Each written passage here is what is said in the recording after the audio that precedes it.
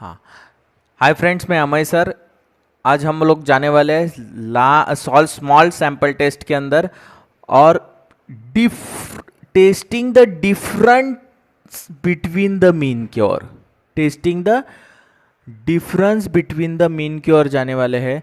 ये इसके अंदर देखो, इसके पहले वाले सम हम लोग ने लास्ट स्मॉल सैंपल टेस्ट के किए हुए हैं। उसके अंदर सैंपल का साइज जो रहता है वो 30 के अंदर रहता है। इसके अंदर भी सैंपल का साइज 30 के अंदर रहेगा। इसके लिए ये स्मॉल सैंपल टेस्ट का प्रॉब्लम होने वाला है।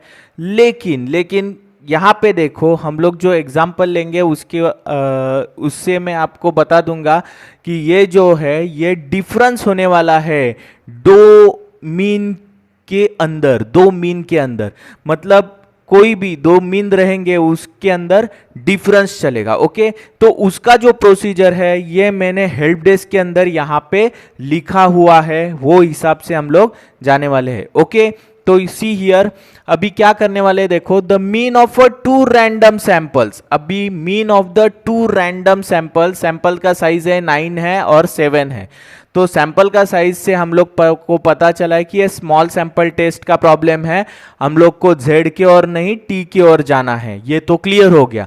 जो जेड वाली जो टेस्ट रहती है वो लार्ज सैंपल टेस्ट के लिए रहती है और जो टी वाली टेस्ट चलती है वो स्मॉल सैंपल टेस्ट के लिए चलती है। ओके, तो यहाँ पे ये क्लियर हो गया। Sum of the square of the deviation from the mean are, ये दिया है और हमें क्या करना है, the samples can be drawn consider to have been drawn from the same population। इसमें से ही निकाल सकते हैं या नहीं, ऐसा क्वेश्चन हम लोग को पूछा गया है। ओके, तो अभी इसका डिसीजन लेना है। मतलब इसके अंदर दो साइज सैंपल ऑफ साइज दिए हुए हैं, 9 दिया हुआ है और 7 दिया हुआ है। उनके बीच में कंपैरिजन करना है। क्या करना है? कंपैरिजन करना है। तो पहली कंपैरिजन हम लोग क्या करेंगे, नल हाइपोथेसिस के अंदर इसका जो मीन है, म्यू जो है, म्यू1 जो है वो म्यू1 इज इक्वल टू म्यू2 रहेगा। म्यू1 किसके साथ रहेगा? म्यू2 के साथ रहेगा। और दूसरा जो रहेगा म्यू1 इज नॉट इक्वल टू म्यू2 रहेगा। अभी देखो, म्यू1 इक्वल टू है और म्यू2 नॉट इक्वल टू है। ऐसी अगर केस होती है तो हम लोग के पास 2 टेल टेस्ट रहता है और 1 टेल टेस्ट के अंदर राइट टेल और लेफ्ट। तो इसके अंदर का ये जो टेस्ट होने वाला है ये इससे ही पता चलता है, कंडीशन से, कि ये 2 टाइल टेस्ट है। क्योंकि इसके अंदर देखो, बड़ा छोटा, लेस देन ग्रेटर देन, ऐसा कोई भी नहीं पूछा है। हमें क्या पूछा है, दोनों में कंपैरिजन करो, एक तो बराबर है करके, नहीं तो नहीं है करके, इक्वल टू और नॉट इक्वल टू। इसके अंदर ये टेस्ट होने वाला है, इसके लिए 2 टाइल टेस्ट होने वाला है। ये 2 टाइल टेस्ट के अंदर अभी हम लोग आगे बढ़ेंगे। तो कैलकुलेट टेस्ट स्टैटिस्टिक्स, ये हमेशा मैं लिख के क्यों रखता हूं, लार्ज सैंपल टेस्ट हो, स्मॉल सैंपल टेस्ट हो, ये जो टेस्ट का जो ढांचा है वो वही रहता है। उसके अंदर कुछ चेंज नहीं रहता है। उसके अंदर आपको खाली फिल इन द ब्लैंक्स जैसा भरते जाना है। ओके, तो आपको लार्ज सैंपल टेस्ट का सम आने दो, स्मॉल सैंपल टेस्ट का सम आने दो, उसके अंदर आपका ये जो ढांचा रहेगा वो वही रहेगा। पहले null hypothesis, alternative hypothesis, test statistics, उसके बाद level of significance, critical value and decision. Okay, तो यहां पे हम लोग प्रोसीजर की ओर बढ़ेंगे। तो ये देखो, टेस्टिंग द डिफरेंस का टेस्टिंग चलने वाला है। तो यहां पे देखो, आपके सम के अंदर क्या दिया हुआ है, sum of the square of the deviation from the mean. Sum of the square of the deviation, sum of the square of the deviation मतलब ये चीज हो जाता है, ये वाला। तो ये sum of the square of the deviation हमें दिया हुआ है, समेशन ऑफ x1 माइनस, ये रेडीमेड दिया हुआ है ये सम के अंदर पर्टिकुलरली। तो इज इक्वल टू क्या दिया हुआ है, 196 point, sorry, sum of the deviation ये दिया हुआ है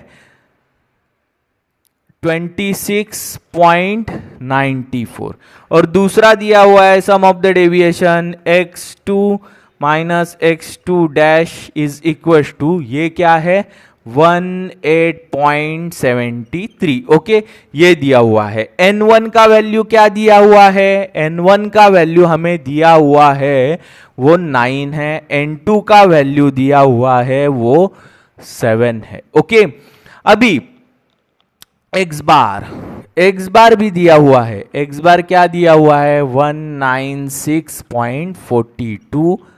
और दूसरा दिया है x1 बार है, ये x2 बार है, ये क्या दिया हुआ है? 198.82। ये दिए हुए चीज मैंने यहां पे लिख के लिए हुए है। ओके, अभी यहां पे देखो, मैं सम ऑफ द डिफरेंस वाला मीन रहता है तभी हम लोग इसके पहले वाले प्रॉब्लम के अंदर जो स्टैंडर्ड डिग्री ऑफ फ्रीडम निकाला था वो n-1 था, क्योंकि एक ही सैंपल था। ये इसके अंदर दो सैंपल का कंपैरिजन वाला है, तो n1 रहेगा, n2 रहेगा, तो दोनों का एडिशन रहेगा।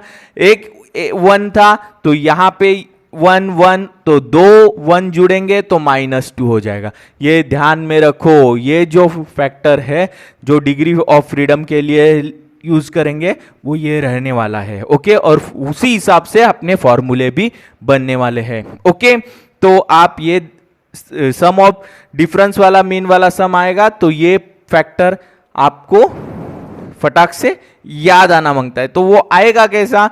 तो इसके हिसाब से दो मीन है, उसके हिसाब से आपको n1 और n2 लेना है। ओके, n1 और n2 आता है तो n1 प्लस n2 -2 आ जाएगा। ओके, चलो, तो अभी इसके अंदर हम लोग क्या करेंगे? हम लोग ये वाला फैक्टर फाइंड आउट करेंगे। हम लोग को ये प्रोसीजर सीधा करना है तो आंसर मिलने वाला है। तो फैक्टर फाइंड आउट करेंगे। ये एसपी वाला जो फैक्टर है वो क्या है? यहां पे दिया हुआ फॉर्मूला है। हेल्प डेस्क के अंदर मैं हमेशा लिख के देता हूं, इससे सम सॉल्व करने में आसानी होती है और आप उसी टाइप के और भी सम ज्यादा से ज्यादा सॉल्व कर पाते हैं। ओके, तो यहां पे देखो हम लोग क्या करेंगे, ये जो दिया हुआ फैक्टर है summation of x1 minus x1 bar plus summation of x2 minus x2 bar upon n1 plus n2 minus 2। Okay, अभी ये फैक्टर के अंदर हम लोग वैल्यू पुट करेंगे और उसी हिसाब से 26.94 प्लस 18.73 अपॉन ये आपको 9 प्लस 7 माइनस 2 दिया हुआ है। तो इसका वैल्यू हम लोग हाँ, तो देखो यहाँ पे ये पहले स्क्वायर रूट का ये यूज़ करना है, इसके बाद ब्रैकेट, दो ब्रैकेट डालेंगे, 26.94 plus 18.73 divided by into bracket 9 plus 7 minus 2 और ब्रैकेट क्लोज करेंगे। तो ये वैल्यू हमें मिल चुकी है 1.81। ओके, तो ये एसपी फैक्टर मिल चुका है। हमें निकालना क्या है? देखो, स्टैंडर्ड एरर। तो स्टैंडर्ड एरर के और हम लोग बढ़ेंगे, तो standard error SE is equal to, standard error के लिए SP into square root of 1/n1 plus 1/n2 करेंगे। तो यहाँ पे SP का वैल्यू 1.81 मिल चुका है। इसके बाद स्टैंडर्ड एरर के अंदर 1/9 और दूसरा वैल्यू आएगा 1/7। तो इसका कैलकुलेशन करेंगे, SE मिलेगा हमें। तो क्या करना है? देखो, यही वैल्यू वैसे ही रखना है, मल्टीप्लीकेशन का साइन आंसर इनटू मल्टीप्लीकेशन का साइन, ये स्क्वायर रूट वाला यूज करना है। इसके बाद डबल ब्रैकेट देंगे तो अच्छा रहेगा, 1 divided by 9 and plus 1 divided by 7। Bracket close करना है। हमें मिला है फैक्टर, जो मिला है वो 0.91 मिला है। ये AC मिल चुका है हमें। ये क्या हो गया? Standard error. अभी स्टैंडर्ड एरर के बाद टेस्ट स्टैटिस्टिक लिखना है। Test statistic is equal to t modulus के अंदर आएगा ये। इसका फॉर्मूला क्या है, x1 बार, तो x1 बार हमारा क्या है 196.42 माइनस 198.82 अपॉन AC। अभी AC आया है आपका 1.91। ओके, तो ये वैल्यू हमें मिलेगी। यहाँ पे देखो ब्रैकेट डालना है 196.42 माइनस 198.82 डिवाइडेड बाय आंसर कर देंगे तो हमें मिला है ये वैल्यू जो है वो माइनस में मिल रहा है। कैल्सी के अंदर हमें ये जो वैल्यू है वो माइनस में मिला है, लेकिन मैं मॉड्यूलस में लिखता हूँ तो वो वैल्यू प्लस में ही लिखूंगा 2.63। ओके, जो वैल्यू मिली है मुझे वो कौन सी वैल्यू है, कैलकुलेटेड वैल्यू, एक कैलकुलेटेड वैल्यू मिली है। ओके, अभी ये कैलकुलेटेड वैल्यू मिलने के बाद अभी यहां पे देखो हमें क्या करना है, टेबल वाली वैल्यू भी कैलकुलेट करनी है। तो यहां पे सबसे इंपॉर्टेंट चीज हमें करना है, अभी थर्ड स्टेप की ओर बढ़ना है। तो लेवल ऑफ सिग्निफिकेंस के अंदर हम लोग बढ़ेंगे। तो जो लेवल ऑफ सिग्निफिकेंस जो है LOS वो 5% में ले लेता हूं, इसका अल्फा का वैल्यू आ जाएगा 0.05। ओके, तो यहां पे देखो क्योंकि परसेंटेज के हिसाब से 5 को 100 से डिवाइड करते तो 0.05 आ गया है। ओके, अभी लेवल ऑफ सिग्निफिकेंस 5 लिया है, क्यों लिया मैंने, यहां पे आपको दिया है तो वो लेना है, 1% दिया, 2% दिया, 3% दिया, जो भी दिया है तो वो लेना है। लेकिन अगर नहीं लेते हैं तो consider as a 5% level of significance. अभी 5% लेवल ऑफ सिग्निफिकेंस के अंदर हमें क्रिटिकल वैल्यू निकालना है। क्रिटिकल वैल्यू मतलब टेबुलर फॉर्म के अंदर जो वैल्यू मिलने वाली है वो, तो उसकी ओर जाने के लिए हमें सबसे इंपॉर्टेंट चीज इसके अंदर हमें क्या निकालना पड़ेगा, वो degree of freedom. Degree of freedom उसको म्यू करके लिखो और वो आएगा n1 प्लस n2 माइनस 2। ये इसके अंदर ये फॉर्मूला ये हो जाता है n1 प्लस n2, क्योंकि दो मीन्स है, n1 है n2 है और माइनस 2 आ जाएगा। तो सैंपल 1 जो है 9 प्लस 7 माइनस 2, तो इसका वैल्यू मिलेगा आपको कितना, देखो ये हो जाएगा 14। मेरे पास जो टेबल है थोड़ा ब्लर है, लेकिन लिखने के लिए समझने के लिए काफ़ी है। आपको ये जो दिख रहा है ये डिग्री ऑफ फ्रीडम वाला कॉलम हो जाता है सबसे पहले वाला। हाँ, अभी कभी भी आपको क्रिटिकल वैल्यू निकालना है तो आपके पास टेबल होगा या आपको एग्जाम के अंदर टेबल प्रोवाइड किया जाएगा, उसके अंदर आपको ऐसा टेबल मिलेगा स्टैंडर्ड डेविएशन टी डिस्ट्रीब्यूशन का। टी डिस्ट्रीब्यूशन में देखना है ना कि जेड डिस्ट्रीब्यूशन में। क्योंकि स्मॉल सैंपल टेस्ट वाला प्रॉब्लम है तो टी डिस्ट्रीब्यूशन के अंदर आपको जाना है। डिग्री ऑफ फ्रीडम आपको 14 मिला है तो डिग्री ऑफ फ्रीडम वाला कॉलम देखना है, उसके अंदर 14 को देखना है। जैसे कि यहाँ पे 14 ये मिल चुका है मुझे, और हम लोग ने लेवल ऑफ सिग्निफिकेंस 0.05 लिया है तो 0.05 यहाँ पे आ रहा है देखो, तो यहाँ पे आएगा ये 14 है तो ये इस तरह से मैं देखूंगा तो 2.145 हो जाएगा। तो ये वैल्यू मुझे मिलेगी 2.145। यहाँ पे 2.145 ये इस तरह से मिल जाएगी। मतलब आपको कैसा देखना है, देखते वक्त ये आपका डिग्री ऑफ फ्रीडम हो गया और ये लेवल ऑफ LOF हो गया, तो ये इस तरफ आएगी और यहाँ से यहाँ देखेंगे तो ये वैल्यू यहाँ पे आपको मिलेगी जैसे जिस तरह से आपको टेबल में मिल चुकी है। तो टेबल में मुझे जो वैल्यू मिली है वो मैं यहाँ पे लिखूंगा। तो क्रिटिकल वैल्यू क्या है, टी अल्फा करके बोलेंगे इसको, और टी अल्फा का जो वैल्यू आया है वो है इज इक्वल टू 2.145। क्या है, 2.145 मिल चुका है। अभी 2.145 वैल्यू मिलने के बाद ये जो वैल्यू है इसका कंपैरिजन चलेगा भाई। अल्फा का वैल्यू और टी कैलकुलेटेड वैल्यू। अभी टी कैलकुलेटेड वैल्यू जो है वो क्या है 2.63 और ये 2.145, मतलब टेबल वाला जो वैल्यू है वो क्या है कम आया है और हम लोग का कैलकुलेटेड वाला ज्यादा आया है।